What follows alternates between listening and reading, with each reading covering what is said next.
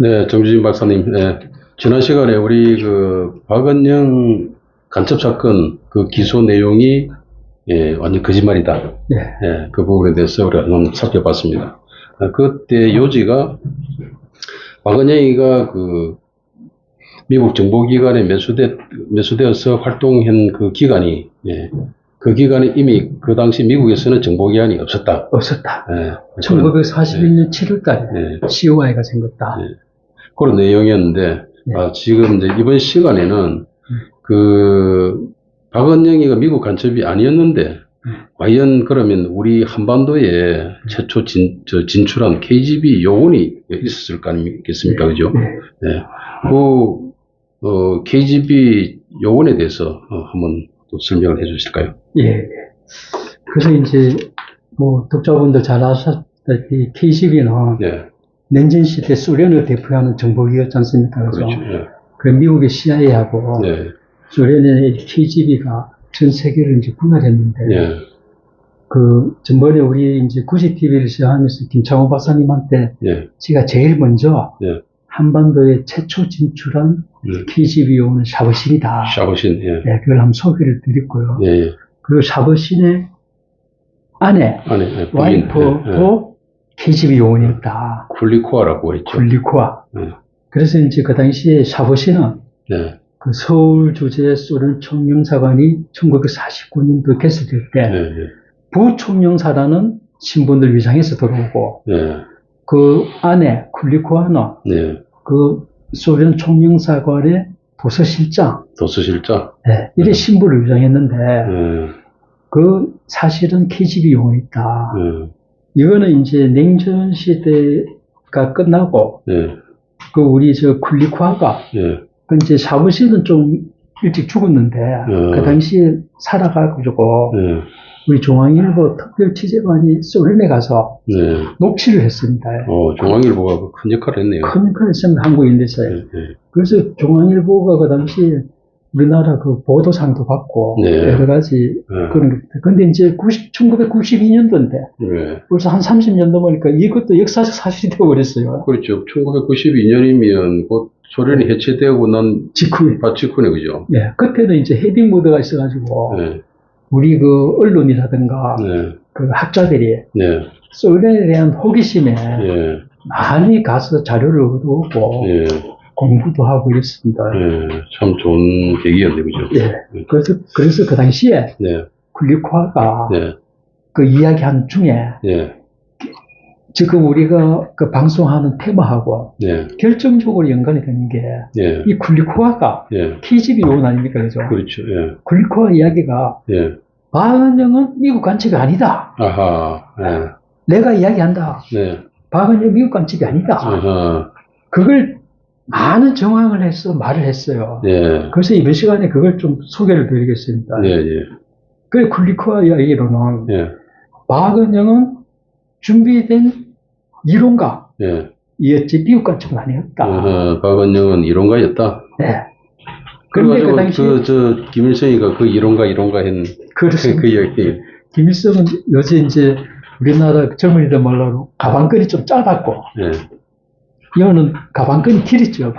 그 당시에 경기고 났으면은 샤프한 사람입니다. 조선일보 기자도 하고. 그 다음에 러시아 노동자대학. 소련에 유학도 있죠. 저쪽 모스크바 동방노동자대학. 동방근로자대학이라도 하고. 이 말하자면 그 공산당원들, 아시아의 공산당원들 양성하는 양성기관이었죠. 그렇게 했습니다. 그런데 이제 그 쿨리코아 이야기를 좀 그때 인터뷰 내용을 좀 소개를 드리면 그때 그 쿨리코아를 왜 하느냐. 쿨리코아 얘기로는 미국 간첩이 아니고 박은영은 KGB 요원이었다. KGB 에이전트였다. KGB 에이전트. 그렇게 이야기합니다. 차라리 그지. 그래서 이제 그 샤버신하고 쿨리코하고 박은영을 그 소련 공산당의 에이전트로 삼은 이야기를 쭉 이야기해보면 자기들이 1939년도에 서울에 들어왔는데 자기들이 서울에 들어올 적에 소련 공산당으로부터 지령을 받은 거나 가면은 박은영이 있을 거다. 박은영을 포섭해서 한반도에 사회주의를 이식하는 게 당신들의 임무다. 이렇게 지령을 받았다는 거예요. 그래서 자기들은 잠입할 때부터 박은영을 통해서 한국의 공산주의를 세우는 게 목표였다. 그런데 그 당시에 이제 들어와서 잠깐 만났다가 다시 태평양 전쟁. 1941년 12월 8일에 일본이 진주만을 기습해하고 태평양 전쟁이 터져서 않았습니다. 그 태평양 전쟁이 터지니까 박은영은 또 일제 탄압이 강화될 거다 이렇게 예상을 하고 저 전남 광주에 있는 월산동에 벽돌 공장에 그 노동자로 위장을 해서 숨어버렸어요. 근데 그 숨어가 있는데 그 사부신하고 쿨리쿠아는 일제를 탄압을 피해서 일제 모르게 긴밀하게 연락을 주고받았다는 겁니다. 그래서 비밀 메시지를 주고받고 이랬는데 해방이 되니까 일제가 멸망하니까 박은영은 전남 광주에서 2, 3일 뒤에 서울로 올라와가지고 사부신을 찾아오게 됩니다. 그러니까 사부신을 찾아오니까 사부신이 한테 박은영이가 조선공산당 재건 문제를 나한테 맡겨주시오. 그 이제 소련이 지침이 있어야 되니까 맡겨달라. 이러니까 그 사부신이 당신을 믿고 일하겠다. 이렇게 약속을 합니다. 그 약속을 하니까 그때부터 조선공산당 재건 일을 하는데 8월 20일 날, 8월 15일 날 일제가 망하고 2, 3일 뒤에 사부실을 찾아가고 8월 20일 날 서울에서 박은영이가 조선공산당 재건위원회를 발족을 합니다. 발족을 하는데 거기서 박은영이는 그 뒤에 유명한 현정세와 우리의 임무 하는 논문을 발표를 합니다. 그래서 그때 뭐 이 보통 이런 거 태제라 그러죠. 태제. 그게 일명 8월 태제. 8월 태제. 그 이제 훗날 그 연구가들이 박은영이가 어떻게 해방되자마자 5일 만에 이런 장문의 논문을 발표했겠느냐. 거기에 대해서 쿨리쿠아는 일제시대부터 사부신하고 우리가 계속 박은영하고 비밀리 광주에 있는 박은영이하고 메시지를 주고받았다. 그래서 이 장문의 논문을 쓸 수 있었다. 이렇게 이제 정언을 했습니다. 그리고 그 당시 또 쿨리쿠아 이야기를 이렇게 들어보면은, 그 이제 사부신하고 박은영이하고 이제 약속이 됐지 않습니까?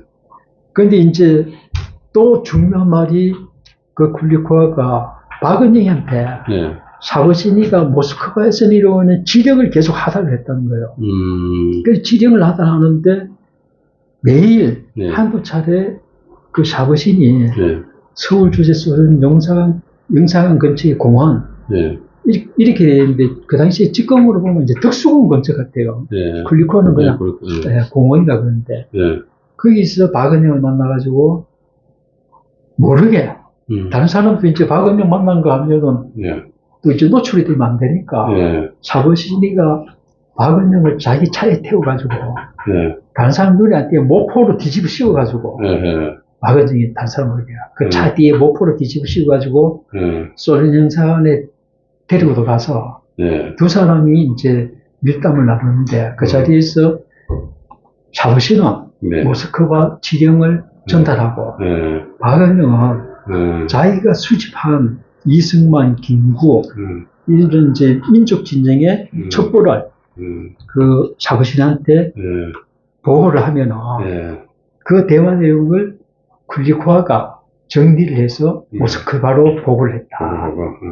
그게 명확하게 KGB 간첩을 한 거죠. 그렇지. 그게 기술장이 있는 거지 미 정탐기관의 간첩이 아니고 KGB 간첩이었던 거예요. KGB 간첩이 뭐 축척을 못하니까 미제 간첩으로 몰아붙인다, 그죠? 그 당시에 뭐 그 김일성으로 와서는 KGB 간첩이라 그러면 아니 그건 간첩이 아니고 우리 우방인데 이러니까 이런 역사적 사실이 있습니다. 오히려 뭐 KGB를 통해 가지고 뭐 결국 김일성이하고 그 경쟁 관계였잖아요, 그죠? 그렇지. 네. 그 KGB 라인하고 그 소련군 라인 네, 저는 그 라인은. 이렇게 분리됐을 적에 네.